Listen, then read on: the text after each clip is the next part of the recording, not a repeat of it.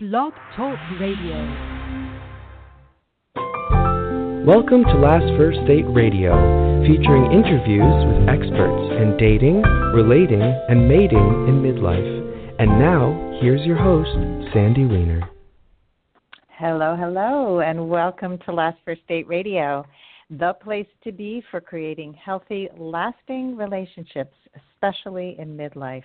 And today I am really excited to be speaking with colleagues, friends, dating and relationship coaches, and a married couple, Antia and Brody Boyd. And they're going to be talking about how to overcome your trust issues. Trust is a huge issue for a lot of people in the dating world, and this is a really important topic, so I can't wait to hear what they have to say. But before I bring them on, I just want to say that for the past 11 years, I have been a love and women's empowerment coach, helping women over 40 enter into the best relationships that they've ever had and find the man of their dreams. The secret is that they found their own value first. And as I grow and advance the Woman of Value movement, I plan to support women even further by giving them accessible tools to teach other people how to treat them, and by showing them how valuing themselves is simply not negotiable in life, in love, and at work. Every week I bring you a tip on how to become a woman of value, and this week's tip is adapt a positive mindset. Your mindset is everything, and I'm sure Antia and Brody will agree with me on this, because if we have a positive mindset, we can accomplish pretty much anything. If you have a negative mindset, you can have the same experience of events that happen in your life, and it can turn out completely differently based on how you see it and what you do because of that. So I am a big believer in positive mindset, in having a growth mindset. So you look at every struggle as an opportunity for growth, whether it's in your love life or in your work life. We can learn and grow from every single thing. And before I bring on Antia and Brody, I just want to give a shout out to my private Facebook group, which is called Your Last First Date. If you're not yet a member, what are you waiting for? Join us. It is a really amazing group. It's about 2,600 women strong, and it's for women over 40 who are single or in a relationship and want to really have the best relationship they can possibly have. These are women who are growth-oriented, who want to move forward and not stay stuck. This is not a place for man-bashing, for negative mindset, for being unkind in any possible way. It's a very heavily monitored group, so come join us and join the conversation. And now for our special guests.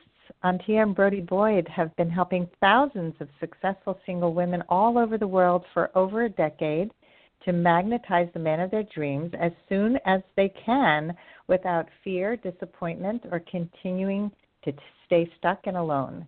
Antia studied personality psychology at UC Berkley. Brody has a degree in communications and interpersonal relationships, and they've been an international keynote speaker on hundreds of stages, TV and radio shows all over the world, such as Google, Harvard, America, Trends TV, and Good Morning San Diego. They want you to get married next.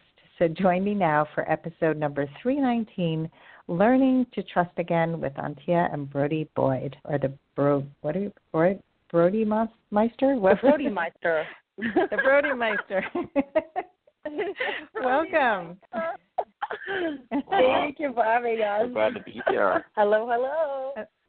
Yes, thank you. So let's get into, I always like to start with why you do this work. What inspired both of you to get into this work? Thank you so much for having us, Sandy. And, I always say, right now everything is really amazing and peachy, and I have the man of my dreams who loves and supports and cherishes me. But, of course, it hasn't always been that rosy for me. And so I personally, in case the listeners can't identify my accent, I grew up in Eastern Germany in a household to an emotionally unavailable mother. And what that meant was that I wasn't loved the way I needed to. I wasn't given a hug. I wasn't told, I love you. right? And so as a consequence, I made sure that I don't bother anyone, right? Because I remember when I was 18 months old and I tried to crawl into my mom's bed and, because I'm 18 months old, right? And she crawled over and she said, "Stylishness," which means don't bother me. And see what we're doing in life, we're all having one identifying story that went into our dating life. And I literally took that particular sentence into my dating life. Don't bother me. And now what I did was I developed a coping mechanism, and I made sure I don't need anyone. I'm Miss Independent. Went grocery shopping by the time I was 8 years old by myself. And worst of all, was priding myself in that. And so you can imagine, fast forward 10 years or so, I started to attract a lot of men who were also then mirroring that exact same pattern back to me that my mom exuded towards me, meaning I was attracting emotionally unavailable men who also made me feel like, don't bother me. So what happened is, I always say, if you want to experience massive shifts and massive results, you got to take massive action. And one massive action I took after years of going through that roller coaster is I got myself out of Germany into UC Berkeley, studied personality psychology, and with that also any other workshop, seminar that I could get my hands on, really, anything around dating, romantic relationships, understanding men, just to get out of this debilitating pain that I was carrying around with me for so long. I mean, I was single my entire life. I was never in a long-term relationship. And was kind of like help a little bit. I started to attract more quality men. And I was even helping women in little support groups to attract the right men for them, no matter what age they were. But it wasn't happening for me until I hired a one-on-one mentor for myself who helped me to break through what I call my vulnerability threshold. And once I broke through that, and we'll go into that a little bit today too, within just a couple of months, I met this amazing Brody Meister here right next to me. So he was my first boyfriend, really, and became also my husband. Wow, I love this story because you told it so well, like the whole trajectory from your childhood to your aha moment to finding love and what it took. And it is a massive shift, but it's so clear. Like, here's where it started, here's where it went, here's where I am today. Beautiful. Brody, and what say you? And my story, real briefly, was very similar to Antia's, actually. And I grew up in a household with a controlling mother and really telling me what I could do, what I couldn't do. And so I felt very trapped, and I didn't want to be controlled by a woman ever again, really from an early age. And so my heart really closed off. And she also took the power away from my dad as well and really controlled him. So I didn't have great masculine role models growing up. So when I got into my dating, I was what you might call an emotionally unavailable man or an avoidant man. And so I wasn't very emotional. I wasn't able to open up a lot. And so when I attracted relationships, I got in my first relationship. It wasn't a great relationship. I mean, we were together for 2.5 years in college, but then eventually she ended up leaving me because I wasn't able to give her what she really needed. So fast forward, and she broke up with me, and I was very devastated by that, actually, and I ended up entering the deepest depression of my life, and I was severely depressed. And then one day I decided, okay, you know what? I'm going to do whatever it takes to never have to feel this way ever again. And I started my journey similar to Antia of studying everything I could get my hands on in relation to dating and relationships and how to be the best man I could be and how to understand the whole process. And so I started being able to open up my heart, and I started working on myself and went to lots of workshops as well, spent over $10,000 on all these different trainings and workshops just like Antia did, and eventually hired my own one-on-one mentor as well, and he helped show me what I was doing wrong, what I needed to do differently, and walked me on the path, and eventually I was able to open up and be my best self, and I tracked the amazing Antia into my life.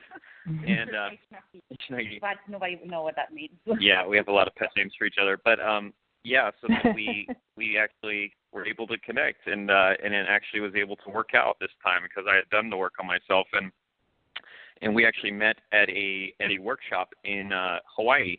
So that's like also why we do a lot of events and different things, workshops for singles, because we really believe in that. But we met at a workshop and we were both living in Hawaii at the time, and ended up that night also kissing under the Hawaiian moon, which was really nice and romantic. And I told her that night that I met Antia, I said, "You're the girl from my story," because I had written a list of exactly what I wanted in my ideal woman, and that was her. And I told her that. I'm like, wow, this is really interesting. And then, and then the journey continued from there. Oh, I also told her we have a huge responsibility to humanity that night, because I could feel that together, once we came together, we were going to be doing great work in the world also and impacting other people's lives. And, of course, that's what it ended up turning out being, is we ended up working with a lot of singles who struggled like we did and helping thousands of singles all over the world to find love and get married. And, so that's really why this was such a passion for us. And this became our life purpose, is to help as many single women as we can to really attract that kind of love and support into their life with a long-term relationship. Well, your story is inspiring as well. And it's fascinating, because without both of the work that both of you did, you would never have connected. I mean, it just wouldn't have happened. Totally. Yeah, we would have just pushed each other away or sabotaged it, had trust issues running ourselves, or just fear of the past and fear of rejection, all those different things we had to break through to attract each other. Yeah, so that brings me to trust. Let's talk about the topic of the day. Yes. It is so hard for people to trust again. And I see, like, we had somebody in my group this week or last week who was trying to set a boundary because of a past experience, but the boundary came across as a wall, as, I've got big balls, and you can see that now because I speak up for what's important to me. It was like, whoa, back down, girl. You're not even giving this guy a chance. And I saw, like, all the women in the group were saying, "You're right, he's a jerk, leave him." And I came in with, hey, wait a minute. What if he wasn't a jerk? What if you spoke to him in a kinder way and saw who he really was? So, that lack of trust so often leads us to make very harsh choices or put up such a big wall that we don't even allow love in. So let's hear from you. What do you see as the biggest trust obstacles to overcome? Yeah, so I'll go first. So the biggest thing is, there has to be a willingness to let go of control. One thing I always tell my single women is, your ability to trust is directly proportional to your ability to be wrong.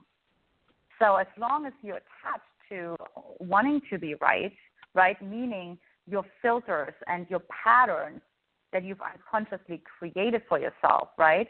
And all those masks that you project onto men, like he's a jerk, or see, there's the proof that he's unreliable, or right, or whatever it may be, you won't be able to break out of it, right? And then you will perpetuate your trust problems, because somewhere inside of ourselves, this is what I really believe, it's like we know that that's not the truth. Like unconsciously we know that it's a guess, right? But we're having that guess and we're holding on to it for life because we need some level of certainty, specifically the really anxious women that I work with, right? So in other words, they would rather create like a disastrous outcome, but they have certainty about it, than like being in the unknown and maybe even have like a wonderful experience. And a man like Brody who tells them, like, you're the woman of my story, right? But if that doesn't match the experience,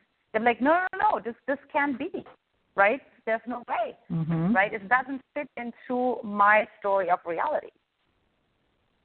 So I think that's like a big piece, that actually the women, what they want and what they actually then, really willing to accept, I would say, is actually very different. And it actually contradicts itself quite a bit. Yeah, and it is very difficult to give up that control. And again, we go back to childhood experiences and controlling what you can when you felt out of control so much in your life. I mean, it's complex. Yeah, absolutely. And I would tell you, because I love, like, part of us is really about being transparent, is when I met Brody, it wasn't like, oh, my God, he told me I'm the one, you know, which I should have said that, right? But my system was like, no. We used to, like, drama and wondering and questioning and, you know, and tension. And because my system, not me, but my system didn't experience that, I was actually resisting him. You know, I was thinking, there's got to be something wrong with him. He's too skinny. He's too young. He's too busy, right? Because when we see, like, okay, something is, like, outside of our realm of acceptance, right, for our system, we'll come up with some excuse. We'll just project something onto it where women say, I'm too picky, right?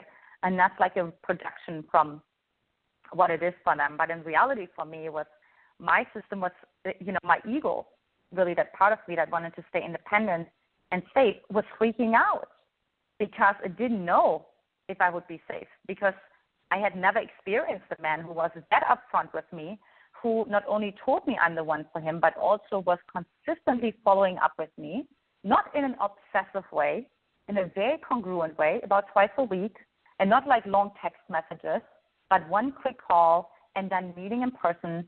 I mean, all of that, my system was not used to that at all. I wasn't used to a man respecting me and pursuing me in such a fashion. So I had to reject it. Right. Yeah, and it doesn't feel like love, because love is that what your system is used to, the drama and all the disrespect, and it's this is definitely a problem for a lot of people who aren't used to people being kind and really liking them for all the right reasons. There are, of course, people who love bomb and like people for all the wrong reasons and are just using their egos to manipulate, and you have to know the difference. Yeah, 100%. And the other piece, too, because I mentioned in the very beginning, vulnerability threshold. And so what it was for me, and really I want you to mention some of it, too, because you were part of that story and experiencing it. But that it depends on where your vulnerability threshold is. So mine wasn't really high, meaning, you know, I wasn't really known that I wasn't really used to feeling so worthy and receiving so much attention and love. And so therefore I had to sabotage it because that was the ceiling for me, right? And so once I hit the ceiling, I had to get back to the floor. And so that's what we're doing with our system. We're just staying in that particular realm versus like really breaking through. Yeah, vulnerability is such a big piece of this, and instead of being vulnerable, we put up those walls. So it's such a deep, deep part of what connects us to people on an intimate level. Big, important stuff. Yeah, 100%. Yeah, absolutely. Yeah. And with trust, we're talking about. Do you want to say something? Okay.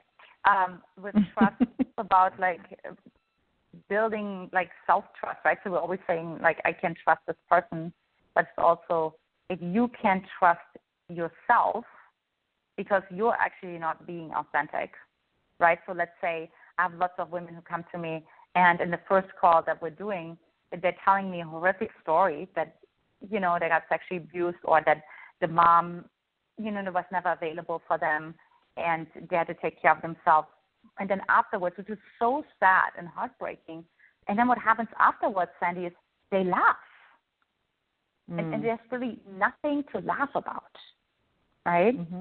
And so that's that contradiction inside of themselves, right? That's like where that lack of trust is coming from, because if I feel sad, but yet I'm laughing to the outside world, then I can't trust myself because I know I'm not really communicating how I really feel to the outside world because I have so much judgment around it or fear that I would never be able to get out of it. Yeah, that's an important distinction. I think this is such a great conversation. I remember meeting so many people who would smile when they were really angry, you know, and having conversations like, just stop, you know, be you. But it's so distant for so many people to allow their true emotions to come up and even to name the emotions, because so many of us had our emotions knocked out of us. I mean, look at you, little baby crawling to your mother. You know, stop it. Don't come close. Don't have love. And so emotions are foreign. And it's a big part of the work I do is to help people name their emotions, to communicate clearly and confidently and vulnerably, because if we're not saying, I'm really sad right now, instead of, you're a jerk, then we're not connecting. We're just accusing. Yeah, absolutely. And then what happens is, because men actually live emotionally through us, so when we're allowing them to enter our world, when we're emotionally fully self-expressed, if we're not that, then all they're getting is, okay, something is off. Like something doesn't feel right. I don't know what it is, but I don't really get that access to her, right, that I'm yearning for. And, when the brain is confused, it says automatically no, out of survival reasons.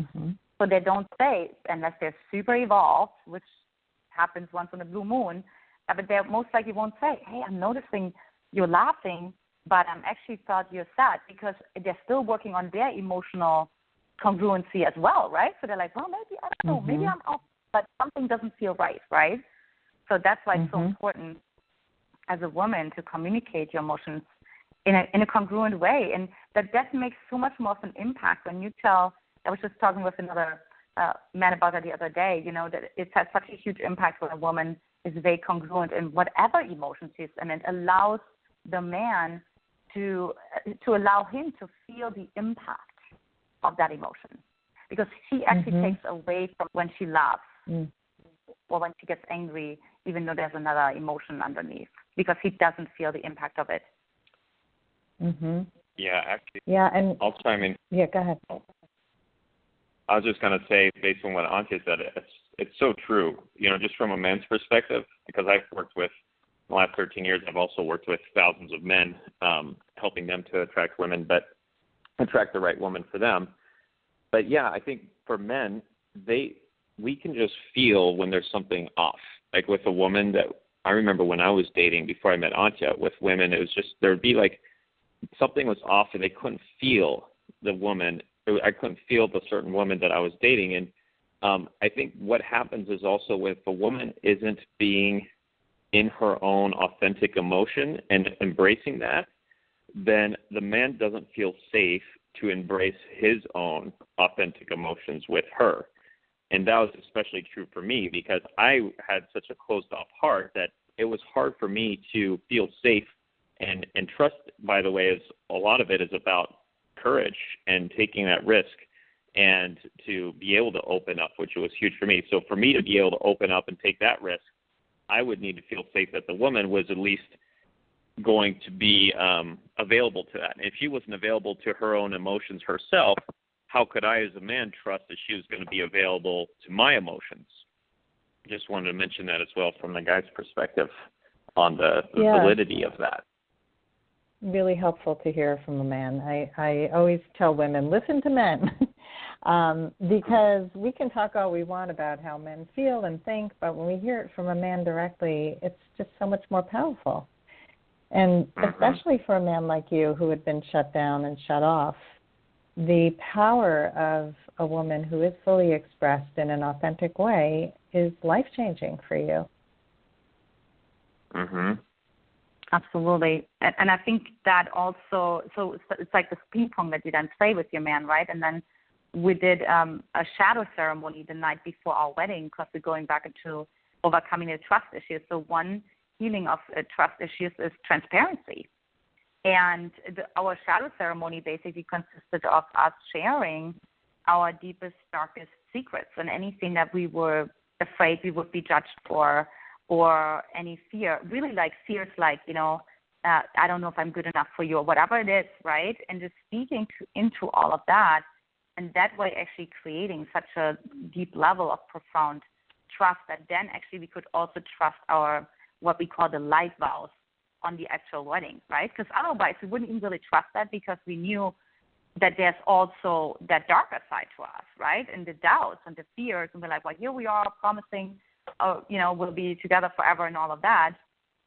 But intuitively and unconsciously, we know that there's a lot of other things that could work against that, right? And that could sabotage us.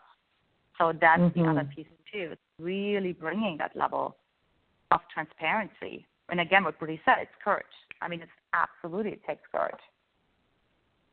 Yeah, totally. I love this shadow ceremony. I have to get a drink of water. Hold on. Yeah, absolutely. Just had a little tickle in my throat. I think that we benefit so much by sharing deeply like this. Excuse me.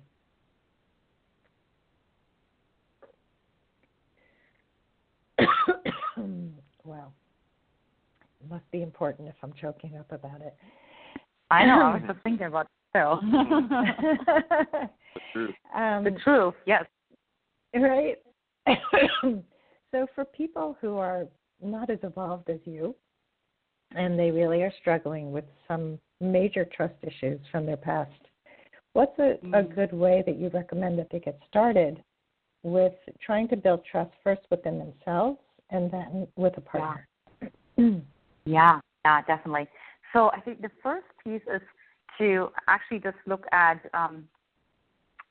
small lies that you've been like telling yourself or someone else, right? So maybe you said, "Oh, I was 5 minutes late because of this happened." That wasn't. So look at your white lies, right? Some light lies you've been telling yourself or you've been telling someone else, and just start to clean that up, because that's really easy to just say, "Hey, I told you last time, I didn't eat the chocolate, but I did eat the chocolate," or something like that, right? Brody and I were chocoholics, so that's why I bring that example. I want the chocolate bar. But that is all marriage. It is really like, I do say, I did eat chocolate, right? So like it's because it is important to think about the long-term consequences of saying I didn't eat the chocolate, right? Because it's not about escaping that. So what's really important for those women is like to lean into that short-term tension versus like that long-term.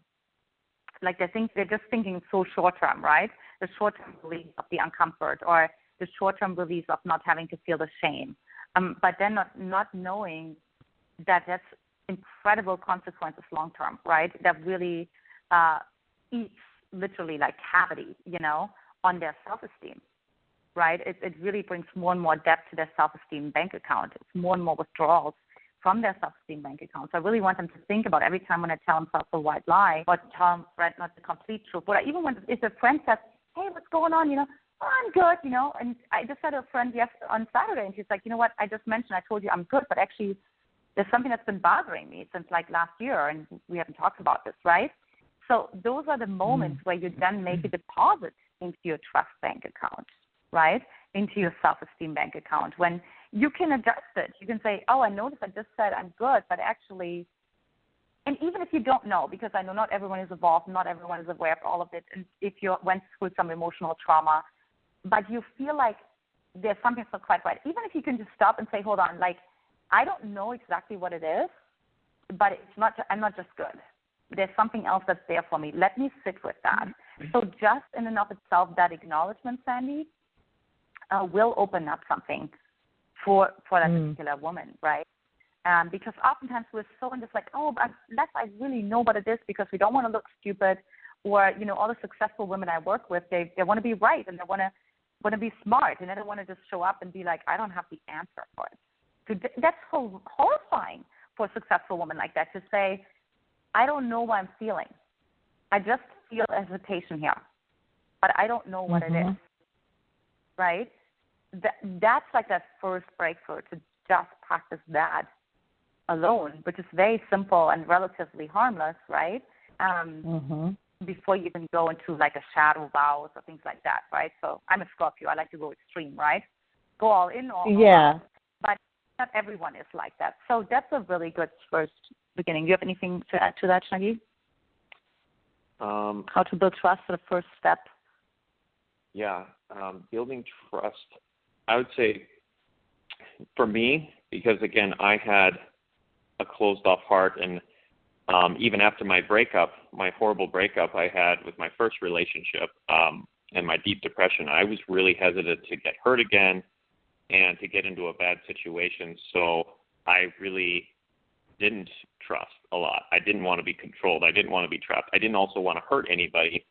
So I had really closed off my heart. And so what helped me to start trusting again, and what I feel can help a lot of women who are listening here, if you want to start to trust again, you want to start to attract men who are also trustable, is to have that courage to look at your true emotions, what's really there, both the positive and the negative. So really getting present to what do you really want, if anything were possible, because we get so realistic as well, and we choose what we want based on what we've had in the past, rather than saying, well, if I could wave a magic wand, if you could wave a magic wand, and if you could really paint any kind of ideal person you want to have, any kind of ideal relationship you want to have, what would that look like? What's your dream? What's your ideal? And start from that place and really get excited about it and see how you want to feel and what activities you want to do with them. Do you want to get married? Do you want to have kids? Do you want to go travel the world? Whatever that might be for you, get really present to that. And then also look at the negative emotions. How bad it sucks to have trust issues. What is that costing you to have the trust issues, to be not opening up with men and be afraid to answer their phone call when they call you, or whatever it might be, to really, what is that costing you to not go out on a date, to not go to another event, to put yourself out there, and the loneliness, the unhappiness, and to really embrace those emotions too, the uncomfort, like Antia was talking about, the shadow ceremony that we did before our wedding, when we embraced our deepest fears, and we told each other, what are our deepest fears? Getting married. But what are those uncomfortable emotions? So to really go there and to trust yourself enough to have the courage to go into those emotions, both the positive and the negative, that I think will build a lot of courage that's going to help to overcome a lot of those issues, the trust, and to start to see what you actually want and what it's costing you to be where you're stuck, where you're at, and to be able to open up enough to say, okay, I'm going to be more vulnerable on this next date. I'm going to share how I really feel, or I'm going to be my authentic self. I'm not going to put up a front to try to protect myself as much. A lot of it's unconscious, but just by embracing that, I think you could have more of the courage, which again, that's what helped me have the courage to be able to tell Antia, 3 months after we met each other, that I was starting to have feelings of love for her. That actually took a lot for me even to just say that. I'm starting to feelings of love for you. I told her that on the beach one day. And after we've had, some ups and downs, and of course, Antia had her stuff come up, when we were dating each other too, and she ignored me at a party one night. There's a bunch of stuff that we broke through. But yeah, so that courage is what allowed us both to be open with each other to really connect. So that's what I would recommend as a good starting point as well, to build that courage. These are all great tips. Thank you. And I think I want to add one more thing, that I even see that if we take away the words negative and positive when it comes to emotions, that all emotions are valid, and to stop fearing the ones that we see as negative, because so many people are afraid of anger and afraid of sadness, and they bypass it. We would be a much happier group of people here. And I just think that they're all valid, and we have to validate them all. And express them, and not be afraid, because the cost of keeping our feelings and emotions in is so much higher than the fear of what will happen if we do express them. Yeah, absolutely. One thing I always say is, why would you settle for one color when you can be the whole rainbow? And when you think of the whole rainbow, it's like red is not better than yellow or blue or green, right? It's like they all add to each other. They all add to the light. So I absolutely agree with that. Absolutely agree with that. Quote. What you said, it comes from me. Yeah. We came about one day, and I was like, the same thing, right? Yeah. So speaking of great quotes, just as we end today on this fantastic conversation, I would love for you to share one last tip on how people can go on their last first date. Okay, I'll start. One great tip on how you can go on your first date, I would say, is be willing to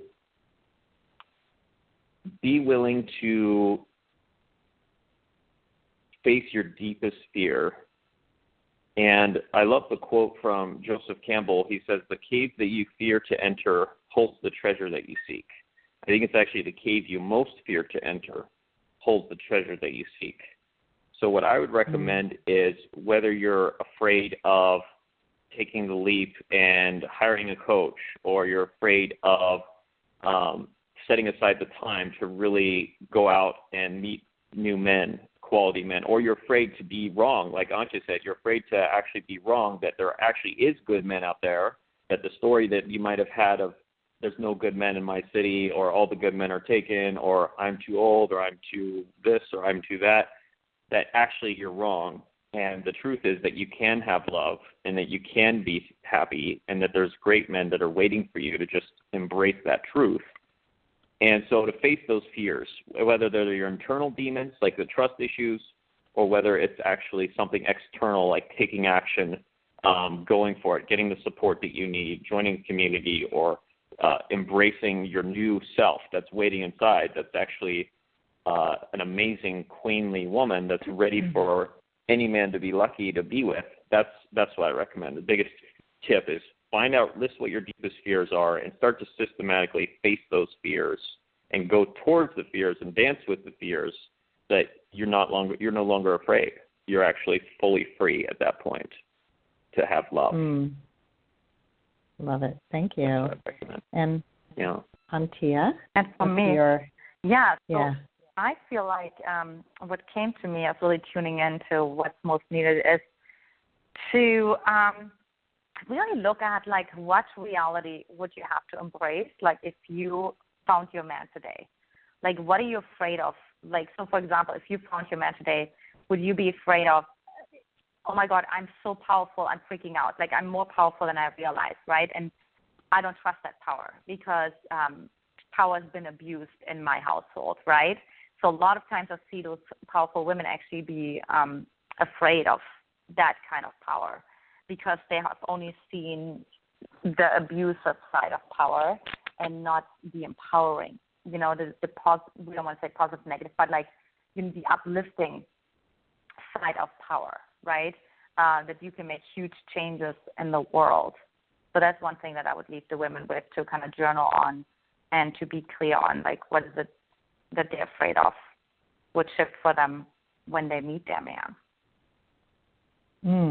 I like that. Afraid of, like Marianne Williamson says, we're afraid of the power that we have. Our greatest fear is that we're more powerful than we can even imagine. That's the quote. That's the quote, exactly. Yeah. Yeah, that one struck me when I was in coaching school. I was like, whoa, I never realized that. Anyway, and Antia and Brody, you guys are awesome. You really model what so many people are looking for, a relationship that is supportive and open, honest, courageous, and creating something together that's even more powerful than you could create on your own. And I know that's what I'm looking for, and I think you've inspired so many. So thank you so much for coming on today, and let us know how people can get in touch, and if you have a free gift, now is the time. So it's really about, you know, since when you're struggling with trust issues, you have a lot of conflict inside of yourself, which is why I have created my Magnetize the Man clarity call. Well, we get crystal clear what are those particular conflicts, how they're showing up, what are your vulnerability thresholds, I call them, and how can we bring them into alignment so you attract your man quickly. So for that, go to magnetizetheman.com and grab your slot there as long as they last. Yes, magnetize the man, like a magnet.com. Okay, they'll be in the show notes, and you do beautiful work, so continue to do the work that you do together and inspiring so many. Thank you thank you, Sandy. Thank you so great much, to be on Sandy. your show today. Yeah, it's been such a pleasure. Pleasure to have you guys. Yeah. So thanks, everybody, also for listening in today. And if you love Last First Date Radio, please subscribe, rate, and review us on iTunes, Google Play, wherever you listen to podcasts. We are everywhere, and we really appreciate you going on and just taking that extra moment to give us a great rating, because that helps other people find us. And we hope that you go on your last first date very soon. Have a great day.